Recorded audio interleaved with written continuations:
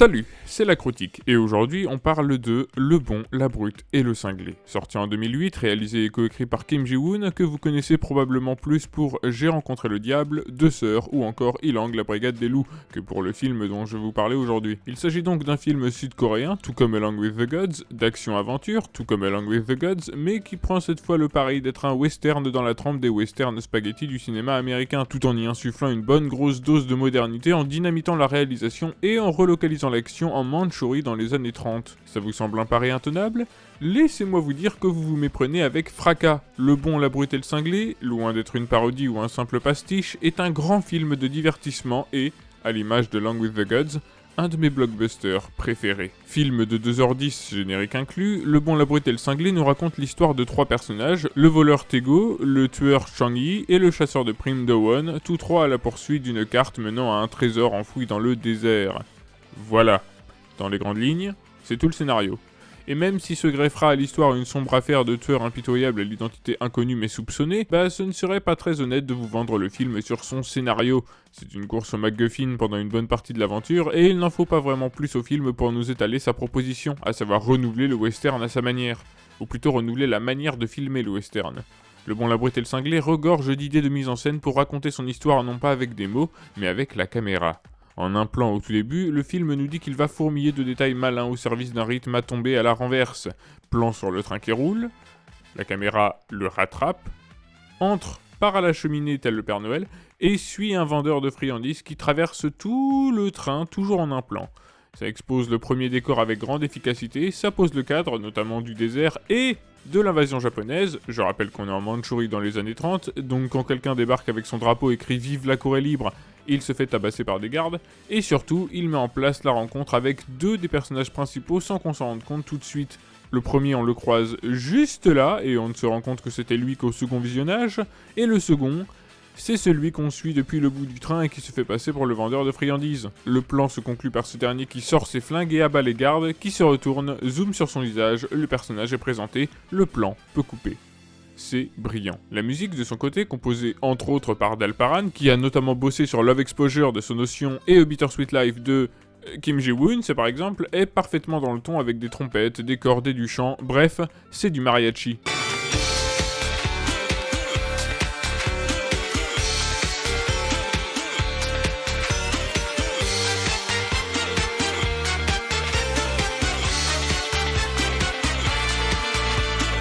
Mais ce n'est pas tout, on se retrouve aussi avec des sonorités beaucoup plus orientales, que ce soit dans les instruments, le chant ou la gamme de notes utilisée comme dans ce passage. Soit dit en passant, faites gaffe à comment est filmée la découverte de l'arme dans le sac.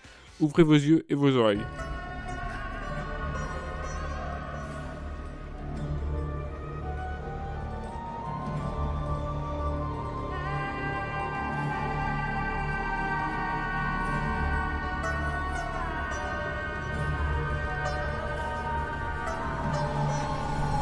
Vous voyez la minutie, la précision de la caméra, comment elle retransmet la tension de la scène en faisant durer le plan, filmant la réaction des personnages un à un avant de plonger dans le sac en même temps que le regard du garde du corps ?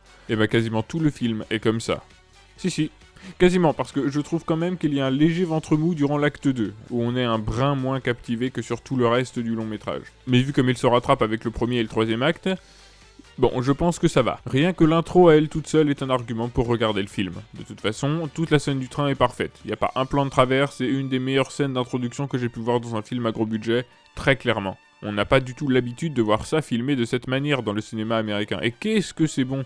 Il y a une idée à la seconde pour rendre l'action dynamique. Tenez, question. Comment filmeriez-vous un train qui freine d'un coup ? Je vous laisse quelques secondes. Kim Ji-woon le filme de la manière suivante. Attention, ça va aller très vite.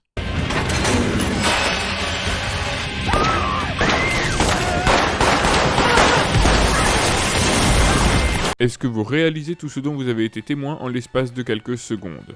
Deux gros plans pour marquer l'action du train qui s'arrête, un léger mais violent travelling arrière pour marquer le coup de feu tiré par le garde du corps et sa propulsion en arrière ainsi que celle des autres personnages, un plan sur Tego projeté vers l'avant, une vue subjective de Tego qui tire et qui fait un carton en même temps que son regard et donc la caméra panote du haut vers le bas, et enfin deux autres vues de profil qui traversent le wagon avec tout le mobilier et le personnel pour marquer l'ampleur des dégâts.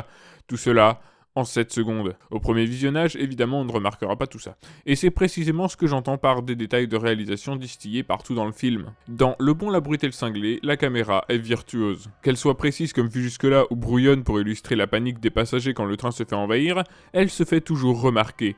En bien, cela va de soi. J'ajouterais même « mais je le connais cet acteur, c'est Madden Sock !» Et vous le connaissez probablement aussi, puisqu'il est dans Along with the Gods, oui, mais en fait il est dans la moitié des films sud-coréens, alors il est aussi dans Les Éternels. Le Marvel de Chloé Zhao, pas le film de Jia Zhangke, sorti en 2018, ça aurait été trop beau. Trop beau et bizarre, puisque c'est un film franco-sino-japonais.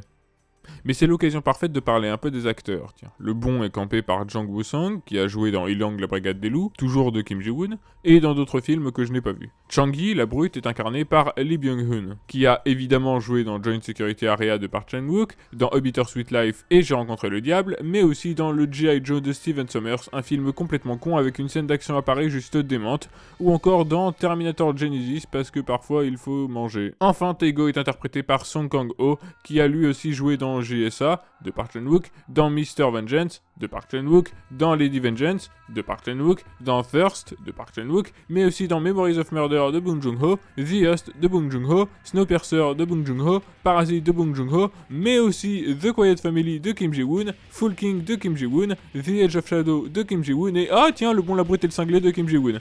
Bon, tout ça pour dire qu'il y a du lourd au niveau casting et que chacun des personnages pue le charisme. Cette iconisation de tous les instants, que ce soit avec des contre-plongées, des gros plans ou un lancer de couteau qu'on enfonce encore plus en lui tirant dessus, c'est un métrage qui maîtrise son sujet, à l'évidence. Revenons désormais sur le film en lui-même. On reste sur cette scène d'intro, non pas pour faire encore plus d'analyse d'images pas très poussées et un peu chiantes, mais pour voir en règle générale comment est gérée la mise en scène. C'est plutôt simple, le premier truc qui nous saute à la gueule, c'est le travail sur les zooms, numériques si je ne m'abuse. Ils servent à concentrer l'attention, à rythmer une course ou à appuyer un impact. Associé à une caméra qui recule, ça donne un travelling compensé, on en a un juste là. Les zooms sont partout, et sont priorisés sur les raccords dans l'axe ou les inserts. Pourtant, des raccords dans l'axe, on en a aussi. Ici par exemple. Et enfin, dernier effet de style que je souhaite mettre en avant, la caméra qui filme une action en cours et qui en chope une autre au passage. Comme lorsque le bon et la brute se tirent dessus d'un wagon à l'autre, tandis que recule la caméra pour rattraper le cinglé et se concentrer sur sa course. Cela confère aux scènes d'action, je le redis, un tonus de tous les diables. Pour finir sur cette scène d'intro, le bon est projeté du train et se met à poursuivre Taegu sur une musique étonnante.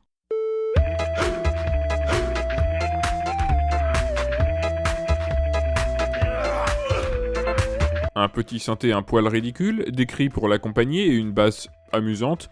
On n'est plus du tout dans le ton du western, mais dans la comédie un peu joviale. Et moderne, puisqu'on a du synthétiseur. Et on passe comme ça d'un genre à l'autre, sans que ce ne soit jamais un problème, tant les transitions sont travaillées et efficaces. Et c'est valable pour tout le film. Les moments d'accalmie sont presque toujours bien situés, hormis sur la fin de l'acte 2 où j'aurais bien vu une scène de fusillade parce que je commençais à trouver le temps et les dialogues un peu longuets.